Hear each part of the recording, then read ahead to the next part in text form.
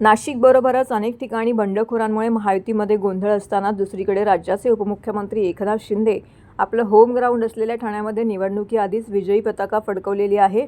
शिंदेंचा बालेकिल्ला असलेल्या ठाण्यामधून ठाणे विधान परिषदेच्या जागेवरती शिवसेना उमेदवारांचा बिनविरोध विजय झालेला आहे। आघाडीच्या उमेदवारांनी माघार घेतल्याने या मतदारसंघामध्ये केवळ शिंदेंच्या शिवसेनेचाच उमेदवार रिंगणामध्ये असल्याने त्यांचा बिनविरोध विजय झाला आहे।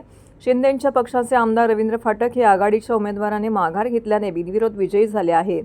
फाटक यांचा हा विजय म्हणजे उपमुख्यमंत्री एकनाथ शिंदे यांची मोठी राजकीय खेळी असल्याचं मानलं जाते।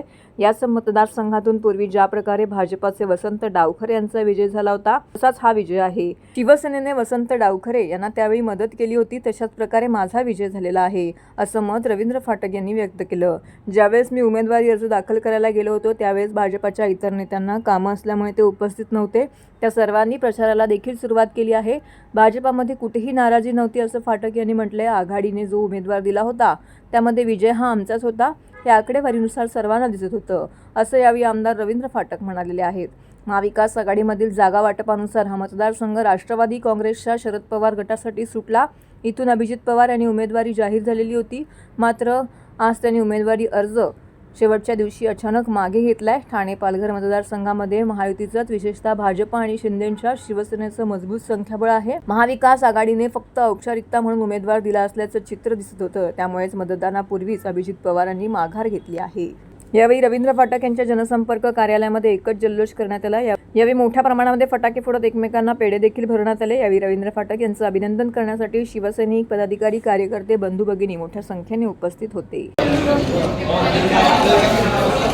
सर्वप्रथम मी महाराष्ट्राचे आमचे उपमुख्यमंत्री, पक्षाचे मुख्य नेते सन्माननीय शिंदे साहेब, त्याचबरोबर महाराष्ट्राचे मुख्यमंत्री सन्माननीय देवेंद्र फडणवीस साहेब आणि आमच्या उपमुख्यमंत्री पवार मॅडम आणि महाराष्ट्रातले सर्व ठाणे जिल्हा पालघरचे सर्व आमदार, खासदार आणि नगरसेवकांचं मनापासून मी अभिनंदन करतो। त्यांच्यामुळे ही मला संधी मिळाली नाही। बघा, जेव्हा महायुतीचा फॉर्म भरला गेला तेव्हा महायुतीकडे संख्याबळ ऑलरेडी आहे आणि विजय 100% महायुतीचा होता। त्याच्यामध्ये विरोधी पक्षाकडे किंवा महाविकास आघाडीकडे तेवढं संख्याबळ नव्हतं। त्याचबरोबर महाराष्ट्रात आणि ठाणे जिल्ह्यामध्ये सन्माननीय शिंदे साहेबांच्या नेतृत्वाखाली जेव्हा सन्माननीय कैलासवासी वसंत डावखरे साहेब जेव्हा उभे राहिले होते तेव्हा 2-3 वेळा महायुतीने माघार घेतली होती, त्यांना पण बिनविरोध दिलं होतं। त्याच पद्धतीने सन्माननीय शिंदे साहेबांच्या मार्गदर्शनाखाली आणि महायुतीकडे संख्याबळ असल्यामुळे त्यांनी महाविकास आघाडी माघार घेतल्यामुळे महाविकास आघाडीच्या सर्व नेत्यांचं मनापासून अभिनंदन। मला वाटतं इलेक्शन आलं का हा विषय येतो, पण आम्हाला वाटतं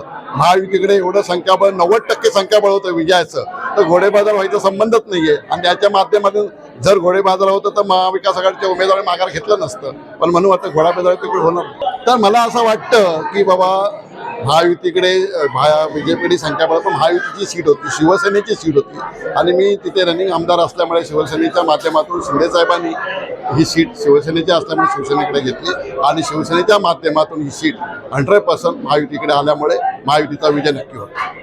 महाराष्ट्रामध्ये मला वाटतं 17 सीट आहे। 17 सीटमध्ये पहिल्यांदाच ठाणे आणि पालघरचा रिझल्ट लागलेला आहे आणि तो शिंदे साहेबांच्या नेतृत्वाखाली लागला, म्हणून शिंदे साहेबांचं मनापासून अभिनंदन। बघा, महायुतीचा विषय, महायुतीच्या माध्यमातून सन्माननीय महाराष्ट्राचे मुख्यमंत्री आणि शिंदे साहेब याच्यात मार्ग काढून नक्की विजय आपला हा विषय सुरू। बघा, ह्या पालघर आणि ठाण्यामध्ये मी काम करत होतो, नगरपालिकेच्या माध्यमातून, महानगरपालिकेच्या माध्यमातून, जिल्हा परिषदेच्या माध्यमातून काम करत असताना गेल्या टर्ममध्ये मी काम करत असताना विधानसभेच्या माध्यमातून लक्षवेधी असेल, प्रश्न उत्तर अशा माध्यमातून हा विषय मांडत असतो। त्याच पद्धतीने मी ठाणे आणि पालघरमध्ये शिंदे साहेबांच्या नेतृत्वाखाली मी काम करेन।